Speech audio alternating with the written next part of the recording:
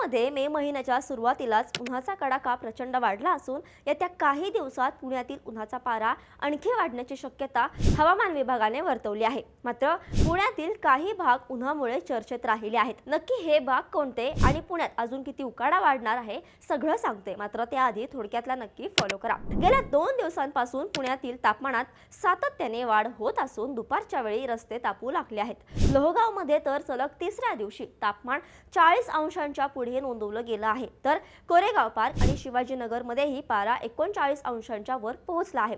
ढगाळ वातावरणामुळे हवेतील उष्णता कोंडली गेल्याने नागरिकांना रात्रीचा उकाडाही मोठ्या प्रमाणावर सहन करावा लागत आहे।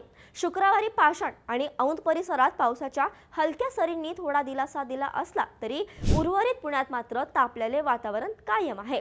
भारतीय हवामानशास्त्र विभागाच्याच म्हणजेच IMDच्या अंदाजानुसार पुढील 4 दिवस कमाल आणि किमान तापमानात आणखी वाढ होण्याची शक्यता आहे। मे महिन्याच्या नियमानुसार उन्हाची ही तीव्रता कायम राहणार असल्याने दुपारच्या वेळी घराबाहेर पडताना विशेष काळजी घेण्याचं आवाहन केलं आहे। तुम्ही सुद्धा लोहगाव शिवाजीनगरमध्ये राहत असाल तर तुमच्या भागात किती तापमान आहे ते आम्हाला कमेंट्समध्ये नक्की सांगा आणि ही महत्त्वाची रील पुण्यातील तुमच्या जवळच्या मित्रमैत्रिणींना नक्की शेअर करा आणि अशाच घडामोडींसाठी थोडक्यातला फॉलो आणि सबस्क्राइब करायला विसरू नका। बातमी म्हणजे थोडक्यात।